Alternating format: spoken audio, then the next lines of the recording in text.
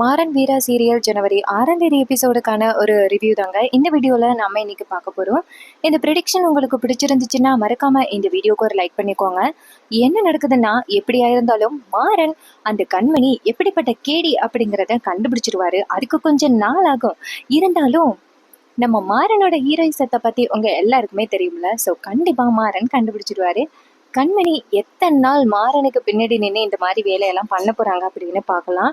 ஃபைனலா நம்ம மாறன் எந்தவித தப்பும் பண்ண தப்பு ராகவன் அப்படிங்கிறது நம்ம வீராவுக்கு கூடிய சீக்கிரம் தெரிய போகுது. தெரிஞ்ச பிறகு நம்ம வீரா எப்படி மாறனை ஏத்துப்பாங்களா இல்லையா அப்படிங்கிறதும் தான் அப்கமிங் எபிசோடுல நடக்க போகுது. வாங்க வீடியோக்குள்ள போலாம். என்ன நடக்குதுன்னா, ஃபர்ஸ்ட் நம்ம மாறனை காமிக்கிறாங்க. மாறன் வந்துட்டு ராகவன் வெளியில இருந்துகிட்டு ரொம்ப அப்படியே பதட்டமா பேசினதை பார்த்துட்டு மாறன் நினைக்கிறாரு, இவன் இப்படி பண்ணா கண்டிப்பா நாளை பின்ன ராகவன் தான் இந்த ஆக்சிடென்ட்டை பண்ணது அப்படின்னு. ராகவனை கைது பண்றதுக்கு நிறைய வாய்ப்பு இருக்கு. நம்ம அப்படி விட்டுறக்கூடாது.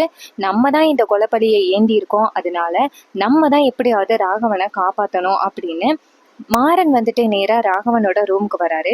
ஆல்ரெடி ராகவன் அந்த சாட்சியால ரொம்ப பயத்துல இருக்காரு. அந்த சாட்சி கண்மணி கிட்ட வந்து உளறிட்டா அதுக்கப்புறம் ராகவனுக்கும் கண்மணிக்கும் உள்ள காதல் போயிடும். இதனால நம்ம ராகவன் ஜெயிலுக்கு கூட போறதுக்கு நிறையவே வாய்ப்பு இருக்கு. ஸோ இதை எப்படியாவது நம்ம தடுக்கணுமே, நம்ம இப்படி போய் அவன்கிட்ட மாட்டிக்கிட்டோமே அப்படின்னு ராகவனுக்கு ஒரே பயமா இருக்கு. அப்பதான் மாறன் வராரு. அதே நேரத்துல அந்த சாட்சி நேரா நம்ம ராகவனுக்கு கால் பண்றாங்க. அப்ப நம்ம மாறன் அந்த போனை பார்த்துட்டு, என்ன இது போன் அடிச்சுக்கிட்டே இருக்கு, இவன் எடுக்காம இருக்கான் அப்படின்ட்டு அந்த போனை கொண்டு போய் ராகவன்கிட்ட கொடுக்குறாங்க. அண்ணா, ரொம்ப நேரம் போன் அடிச்சுக்கிட்டு இருக்கு, நீ எடுக்காம இருக்கிற அப்படின்னு. அப்ப ராகவன் சொல்றாரு, யாரும் இல்ல மாறா, என் ஃப்ரெண்டு தான் அப்படின்னு. அப்ப மாறன் சொல்றாரு, ரொம்ப நேரமா அடிச்சுக்கிட்டு இருக்கு, என்னென்ன அட்டன் பண்ணி கேள அப்படின்னு. இதை கேட்டதோட ராகவன் சொல்றாரு, சரி மாறா அப்படின்னு சொல்லிட்டு போனை வாங்கும் பொழுது டக்குன்னு போனு கீழே விழுந்துருது. அப்ப மாறன் நேரா ராகவனை பார்த்து, இங்க பாரு, நானும் உன்னை கொஞ்ச நாளா கவனிச்சுக்கிட்டு இருக்கேன், நீ ரொம்ப பதட்டமா இருக்க அப்படின்ட்டு மாறன் போயிட்டு கதவை சாத்துறாரு. அதே நேரம் நம்ம வீரா வந்துட்டு மாறன் ராகவன் ரூம்ல இருக்கும் பொழுது கதவை சாத்துறத வீரா பாக்குறாங்க. எதுக்காக இந்த மாறன் இப்படி பண்றான் அப்படின்னு வீராவுக்கு ஒரு வகையில ஆரம்பத்துல இருந்தே சந்தேகம் இருக்கு. மாறன் கதவை சாத்திட்டு நேரா ராகவன்கிட்ட போயிட்டு, இங்க பாரு ராகவா, ஆல்ரெடி நம்ம என்ன பேசி முடிச்சோம், ஆக்சிடென்ட் பண்ணது நான் தான் அந்த பழியை ஏத்திருக்கேன். நீ பதட்டப்பட வேண்டிய அவசியமே கிடையாது. அப்பா கேக்குறப்ப நீ அமைதியா பொறுமையா பதில் சொல்லு. அதை விட்டுட்டு இந்த மாதிரி நீ பயந்துகிட்டு இருந்தேன்னு வச்சுக்கேன், அப்புறம் சந்தேகப்பட்டுருவாங்க. ஏற்கனவே எல்லாருக்கும் சந்தேகம் வந்துருச்சு அப்படின்னு. இது கேட்டதோட ராகவன் சொல்றாரு, இங்க பாரு மாறா, என்னால நிம்மதியாவே இருக்க முடியல அப்படின்னு. மாறன் சொல்றாரு, இங்க பாருண்ணா, எதுவா இருந்தாலும் பாத்துக்கலாம், நீ பொறுமையாயிரு, நிதானமாயிரு, ஆக்சிடென்ட் பண்ணது நான் தான், நீ என்ன பிரச்சனை வந்தாலுமே நம்ம ஒன்னா சேர்ந்து பார்த்துக்கலாம், நீ கவலைப்படாத. கண்மணி அன்னைக்கு மட்டும் இந்த விஷயம் தெரிஞ்சிச்சுன்னா அவ்வளோதான், நீ அவ்வளோதான் அப்படின்னு. இதை கேட்டதோட நம்ம மாறன் சொல்றாரு, இங்க பாரு, நான் தயவு செஞ்சு நீ பதட்டப்படாத, எல்லாத்தையும் நம்ம பார்த்துக்கலாம் அப்படின்னு. இது கேட்டதோட ராகவனும் சரி மாறா அப்படின்னு சொல்ல, அதே நேரத்துல மறுபடியும் அந்த போன் அடிக்குது. அந்த போனை பார்த்ததோட தான் ராகவன் மறுபடியும் பயப்பட ஆரம்பிக்கிறாரு. அப்ப மாறன் நேரா ராகவன்ட்ட, ராகவா, இந்த போன் அடிச்சா மட்டும்தான் நீ பதட்டப்படுற, அந்த போன்ல அப்படி என்ன இருக்கு அப்படின்னு. ராகவன் டக்குன்னு, அதெல்லாம் ஒண்ணு இல்ல மாறா, நீ போ அப்படின்னு சொல்ல, மாறனும் சரி அப்படின்னு சொல்லிட்டு வெளியில வராங்க. அப்ப மாறனுக்கு ஒரே சந்தேகமா இருக்கு, கண்டிப்பா ராகவன் அந்த போனை பார்த்து பயப்படுறான், வேற ஏதோ இருக்கு அப்படின்ட்டு. போனை மாறன் திரும்பி நேரா ராகவன்ட்ட வந்துட்டு போனை கொடு அப்படின்னு சொல்ல, ராகவன் நேரா மாறன் கிட்ட போனை கொடுக்க, மாறன் போனை வாங்கிட்டு காதுல வச்சுக்கிறாரு. அப்ப அந்த பக்கமா சாட்சி கேக்குறாரு, எத்தனை தடவை உனக்கு கால் பண்றது, நீங்க என்ன சொன்னீங்க, வீட்டுக்கு போனதோட என்ன பெருசா கவனிக்கிறேன் அப்படின்னு சொன்னீங்கல்ல, ஆனா நீங்க கவனிச்ச மாதிரியே தெரியலையே, சும்மா ஒரு 500 ரூபா ஹோட்டல்ல கொடுத்து என்ன அனுப்பிட்டீங்க, ஆனா நான் எவ்வளோ கஷ்டப்பட்டுட்டேன் தெரியுமா, நீங்க கிட்டத்தட்ட ஒரு 10 லட்சம் 15 லட்சம் அப்படின்னு கொடுத்து என்ன செட்டில்மெண்ட் பண்ணுவீங்க அப்படின்னு பார்த்தா இவ்வளோ சுலபமா வெறும் 500 ரூபா கொடுத்து அனுப்பிட்டீங்க. நான் ஃபோன் அடிச்சாலும் எடுக்கவே மாட்டேங்கிறீங்க, என்ன பயம் குறைஞ்சிருச்சா?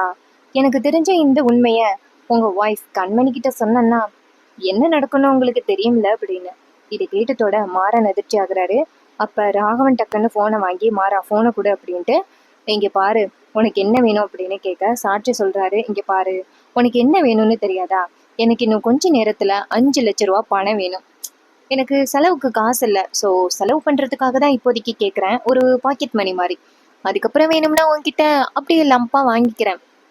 என்னதான் இருந்தாலும், நீ அந்த டெக்ஸ்டைலோட ஓனர் ஆக போறீல்ல. ஸோ சொத்தெல்லாம் கண்டிப்பா உன் பேர்ல இருக்கும். அப்புறம் அப்புறம் என்னென்ன வேணுமோ அத நான் உன்கிட்ட கேட்டு வாங்கிக்கிறேன் அப்படின்னு. இது கேட்டதோட ராகவன் சொல்றாரு, "இங்க பாரு, நீ ரொம்ப அதிகமா கேட்குற" அப்படின்னு. அதுக்கு சாட்சி சொல்றாரு, "நீங்க பண்ண வேலை எவ்வளோ பெருசுன்னு தெரியும்ல? திட்டம் போட்டு ஒருத்தனை கொலை பண்ணியிருக்கீங்க. அது சாதாரண விஷயமா? நான் மட்டும் நீங்க தான் அப்படின்னு போயிட்டு போலீஸ்ல ஒரே ஒரு வார்த்தை ஸ்டேட்மெண்ட் கொடுத்தேன்னா, அப்புறம் மாறன் நல்லவரு, நீங்க தான் சரியான கேடி அப்படின்னு உங்க அப்பா வரைக்கும் தெரிய வந்துரும். சரியான ஆளு சார் நீங்க. உங்க தம்பி மேல பழிய போட்டுட்டு நீங்க அங்க ஓனர் ஆகணும்னு எவ்வளோ பெரிய பிளான் போட்டிருக்கீங்க. இந்த பிளான்ல நான் எல்லாம் சாதாரண ஆளு. அதனால நீங்க என்னை எப்படி கவனிக்க முடியுமோ அப்படி கவனிச்சிட்டீங்கன்னா ரொம்ப நல்லா இருக்கும்" அப்படின்னு. இதை கேட்டதோட ராகவன் பயப்பட ஆரம்பிக்கிறாரு. இவன் என்ன இப்படி பேசுறான் அப்படின்னு. மாறன் நேரா ராகவன்ட்ட, "ராகவா, அமைதியா இரு, பேசு, நான் பாத்துக்கிறேன்" அப்படின்னு.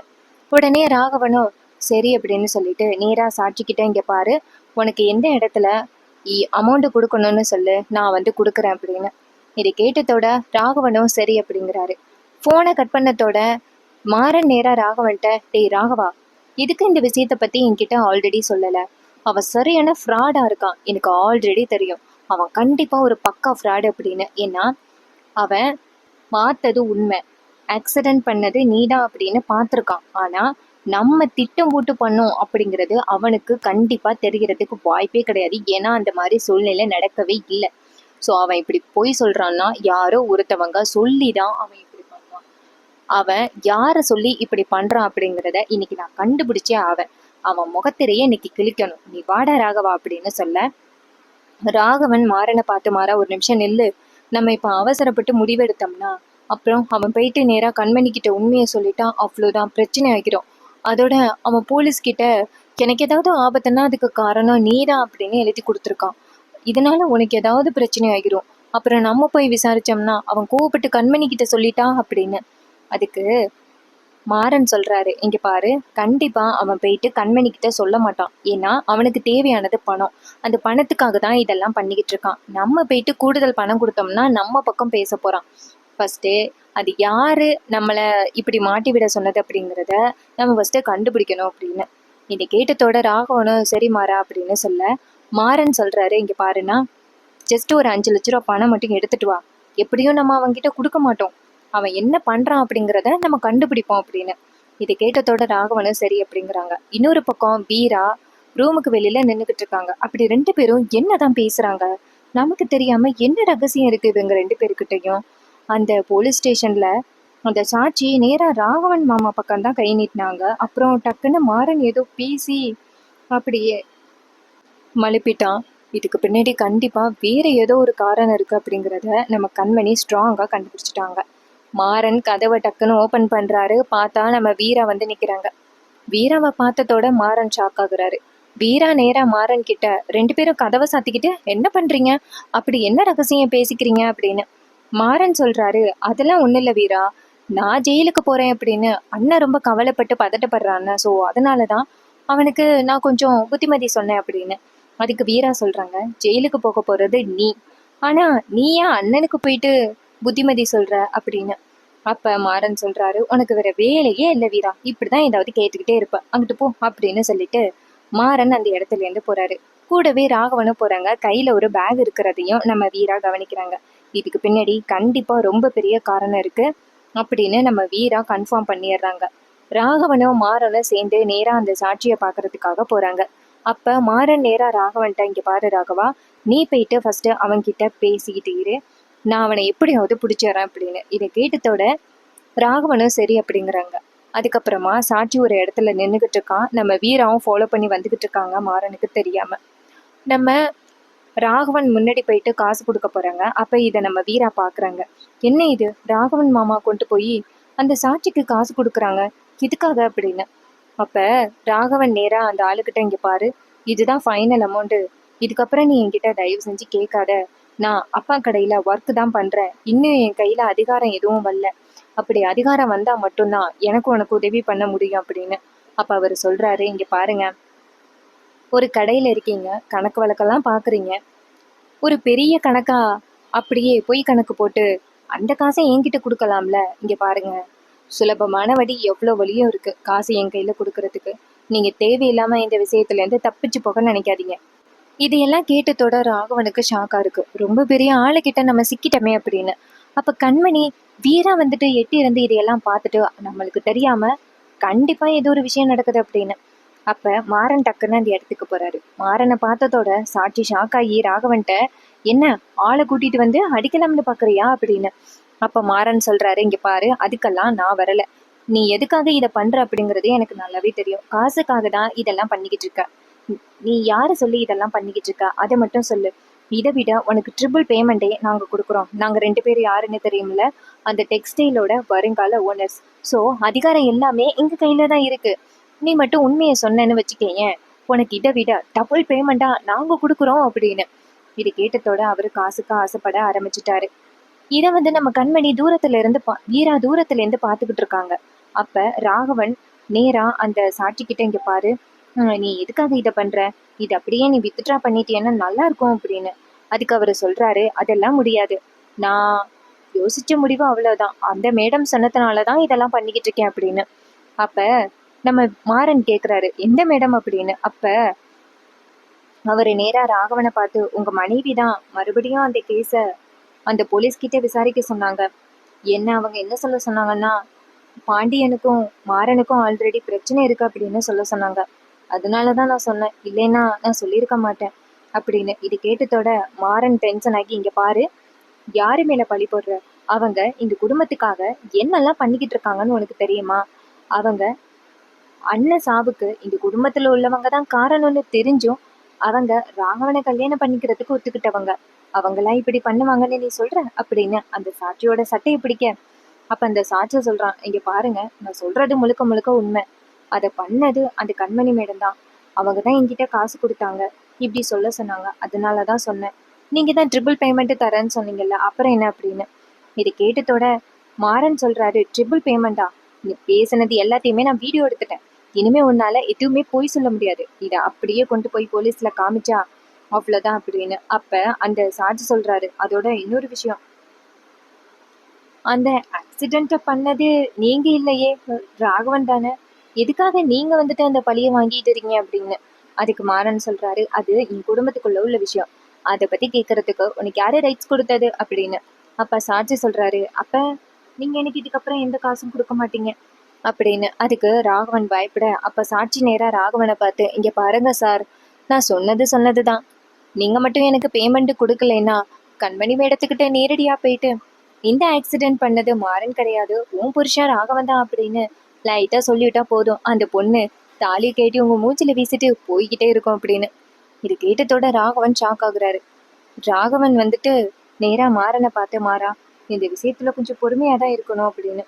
அப்ப மாறன் நேரா அந்த ஆளை பார்த்து, இங்க பாரு, இந்த விஷயத்த இப்படியே விட்டுரு. நீ சாட்சி சொன்ன பாரு, அது பொய்ன்னு சொல்லிடு. ஜஸ்ட் ஆக்சிடென்ட்டை மட்டும்தான் நீ பார்த்துருக்க, அந்த ஆக்சிடென்ட் பண்ணது நான் தான், அதை மட்டும் நீ சொன்னா போதும். மற்றபடி உனக்கு எப்பவும் போல பேமெண்ட் வந்துகிட்டே இருக்கும் அப்படின்னு. இது கேட்டதோட அவர் சொல்றாரு, சார், இந்த காசெல்லாம் எனக்கு கொஞ்சம் கூட பத்தாது சார். ஒரு கூட போட்டு ஒரு 50 லட்ச ரூபாயா கொடுத்தீங்கன்னா ரொம்ப நல்லா இருக்கும். உங்களுக்கெல்லாம் இதெல்லாம் ரொம்ப ஈஸி இல்லை. ஒரே ஒரு லாரி போணுச்சுன்னா போதும், உங்களுக்கு 50 லட்ச ரூபா பேமெண்ட் வந்துடும். பொங்கல், தீபாவளி அப்படின்னு நீங்க அப்ப கலெக்ஷன் பார்த்துக்கலாம்ல. ஸோ நீங்க ஒரே பேமெண்டா கொடுத்துருங்க, அதுக்கப்புறம் நான் உங்களை தொந்தரவே பண்ண மாட்டேன் அப்படின்னு. இது கேட்டதோட ராகவன் டக்குன்னு டென்ஷன் ஆகி அவன் சட்டையை பிடிச்சி, என்னடா கேட்டுற அப்படின்னு சொல்ல, அவர் சொல்றாரு, சட்டையை விடுங்க, நான் சொன்னது உண்மைதான். நீங்க மட்டும் காசு கொடுக்கலைன்னா கண்மணி மேடத்தை பார்த்து உண்மையே சொல்லிடுவேன் அப்படின்னு சொல்லிட்டு சொல்ல, இதை கேட்டுட்டு ராகவன் சொல்றாரு, இது என்னடா இது, இந்த பிரச்சனைய மறுபடியும் கையில எடுத்தது கண்மணி தான். ஆனா ஒருவேளை நான் மட்டும் ஒத்துக்கலைன்னா என்ன இவன் ஜெயில போட்டுருவேன்னு சொல்றானே, நான் என்ன பண்றது அப்படின்னு. அதுக்கு மாறன் சொல்றாரு, ராகவா, நீ கவலைப்படாத, நான் பாத்துக்கிறேன் அப்படின்னு சொல்லிட்டு நேரா அந்த ஆளை பார்த்து, இங்க பாரு, உனக்கு 50 லட்ச ரூபா பணம் தானே வேணும், அதை நான் தரேன், நீ போ அப்படின்னு சொன்னதோட அந்த ஆள் அந்த இடத்துல இருந்து போறாரு. அப்ப ராகவன் சொல்றாரு, டேய் மாறா, நான் எப்படா இந்த பிரச்சனையில இருந்து தப்பிக்கிறது அப்படின்னு. மாறன் சொல்றாரு, சரி நான் பாத்துக்கிறேன், நீ பொறுமையாயிரு அப்படின்னு சொல்ல, இது எல்லாத்தையுமே நம்ம வீரா பார்த்துட்டு செம்ம ஷாக் ஆகுறாங்க. இந்த சாட்சியை எதுக்காக மாறனும் ராகவனும் பார்க்கணும்? ஒருவேளை பாண்டியனுக்கும் மாறனுக்கும் உண்மையாவே சண்டை இருந்திருக்குமா? இதை மூடி மறைக்கிறதுக்காக தான் அவன்கிட்ட காசு கொடுக்குறாங்களா அப்படின்னு நம்ம வீராவுக்கு ஒரு தனி சந்தேகம் வருது. அப்ப மாறனும் ராகவனும் அந்த இடத்துக்கு வரும் பொழுது நம்ம வீரா போயிட்டு நிக்கிறாங்க. வீராவை பார்த்ததோட மாறன் ஷாக் ஆகுறாரு. மாறன் நேரா வீராவை பார்த்து, என்ன வீரா எங்களை ஃபாலோ பண்ணிட்டு வந்தியா அப்படின்னு கேட்க, வீரா சொல்றாங்க, ஆமா உங்களை ஃபாலோ பண்ணிக்கிட்டு வந்தேன். அந்த சாட்சியை பார்த்து கையில காசு கொடுத்தீங்களே அதையும் பார்த்துக்கிட்டு தான் இருந்தேன். அவனே ஒரு ஃப்ராடு, அவன்கிட்ட எதுக்கு நீங்க காசு கொடுக்குறீங்க அப்படின்னு. அதுக்கு மாறன் சொல்றாரு, இங்க பாரு வீரா, ஒரு முக்கியமான விஷயத்துக்காக தான் அவன்கிட்ட காசு கொடுத்தோம். இந்த குடும்பம் நல்லா இருக்கணும் அப்படின்னு. அதுக்கு வீரா கேக்குறாங்க, என்ன சொல்லி கொடுத்தீங்க அப்படின்னு. மாறன் சொல்றாரு, இது மாதிரி இந்த வீட்டுக்குள்ள நடக்கிற பிரச்சனைக்கு காரணம் உன் அக்கா கண்மணி அப்படின்னு. இதை கேட்டதோட வீரா ஷாக் ஆகுறாங்க. அப்ப வீரா நினைக்கிறாங்க, அப்ப இந்த கண்மணி வீட்டுக்குள்ள பண்ணிக்கிட்டு இருக்க பிரச்சனை பத்தி எல்லாமே மாறனுக்கு தெரிஞ்சு போச்சோ? அப்ப நம்ம எப்படி வந்துட்டு தப்பிக்கிறது? கண்மணி ரொம்ப பாவமே, அவளோட வாழ்க்கை என்ன ஆகும்? அவ கோவத்தினாலதான் இப்படி எல்லாம் பண்ணிக்கிட்டு இருக்காளே தவிர்த்து அவ மனசால இந்த குடும்பத்துக்கு பிரச்சனை பண்ணணும் அப்படின்னு என்னைக்குமே நினைச்சது கிடையாது. அண்ணன் செத்ததுனாலதான் இப்ப வீரா கண்மணி ரொம்ப கோவத்துல இருக்கா. எப்படி நான் புரிய வைக்கிறது அப்படின்னு. மாறன் நேரா வீராவை பார்த்து, இங்க பாரு வீரா, கண்மணி எதுக்காக பண்றாங்கன்னா என்ன பழிவாங்கறதுக்காக தான் அவங்க இப்படிப்பட்ட ஒரு வேலையை பண்ணியிருக்காங்க. அவங்க கோபத்திலையும் ஒரு நியாயம் இருக்கு. தப்பு பண்ணது நான் தானே உன் அண்ணன் சாவுக்கு காரணம் அப்படின்னு. அப்ப ராகவன் திரு திருன்னு முழிக்க, அப்ப வீரா சொல்றாங்க, இங்க பாரு ராகவா, எனக்கு அப்பையிலேருந்து ஒரு சந்தேகம் இருக்கு. உண்மையாவே அந்த கார் ஓட்டுனது நீங்க தானா இல்ல ராகவன் மாமாவா அப்படின்னு. இதை கேட்டதோட ராகவன் ஷாக் ஆகுறாரு. அப்ப வீரா பாக்குறாங்க. மாறன் நேரா ராகவனை பார்த்து, அண்ணா நீ போ நான் பாத்துக்கிறேன் அப்படின்னு. அப்ப ராகவன் அந்த இடத்துல இருந்து போனதோட நம்ம வீரா நேரா மாறனை பார்த்து, இங்க பாரு மாறா, உண்மையை சொல்லு, அன்னைக்கு நைட்டு என்ன நடந்துச்சு அப்படின்னு. அப்ப மாறன் சொல்றாரு, இங்க பாரு, அதான் நான் சொல்லிட்டேன்னா, நான் குடிச்சிட்டு ரொம்ப போதையில வண்டி ஓட்டுனேன். அப்ப டக்குன்னு இந்த மாதிரி பிரச்சனை ஆகிட்டு நீ மறுபடி இதை கேட்டு என்ன பிரயோஜனம்? ஃபர்ஸ்ட் அவன் பொய் சொல்றான்னு அது முதல்ல எதுக்காகன்னு கண்டுபிடிச்சிட்டோம். அது கண்மணி தான். அவன்கிட்ட இப்ப இதை பத்தி பேசணும் அவ்வளவுதான் அப்படின்னு. இது கேட்டதோட வீரா நினைக்கிறாங்க, கண்டிப்பா மாறன் பொய் சொல்றான். கண்டிப்பா அன்னைக்கு மாறன் கார் ஓட்டல, ராகவன் தான் ஓட்டியிருக்காரு. இவங்க தான் ஏதோ டெஸ்ட் பண்ணி இந்த பிரச்சனையை பண்ணியிருக்காங்க. திடீர்னு என் தங்கச்சி பிருந்தா மாறினதுக்கு காரணம் என்னன்னு இப்போ புரியுது. பிருந்தாவுக்கு இந்த உண்மை தெரிஞ்சிருக்கு. அப்ப பிருந்தா கிட்ட இதை பத்தி கேட்கணும் அப்படின்னு நம்ம கண்மணி நினைக்கிறாங்க. அண்ட் அப்கமிங் எபிசோடில் கண்டிப்பாக வீரா வந்துட்டு மாறன் ரொம்ப நல்லவர் அப்படிங்கிறத கண்டிப்பாக புரிஞ்சுப்பாங்க. அண்டு இந்த ப்ரெடிக்ஷன் உங்களுக்கு பிடிச்சிருந்துச்சுன்னா இதே மாதிரி இன்னுமே அப்டேட்ஸ் வேணும்னாலும் நம்ம சேனலை மறக்காமல் சப்ஸ்கிரைப் பண்ணிவிட்டு பக்கத்தில் உள்ள பெல்லைக்கானை கிளிக் பண்ணி ஆல்னு செட் பண்ணிக்கோங்க. அப்போ தாங்க புது புது வீடியோஸ் போடும் பொழுது உங்களுக்கு நோட்டிஃபிகேஷன் வரும். பார்க்கலாம். தேங்க்ஸ் ஃபார் வாட்சிங்.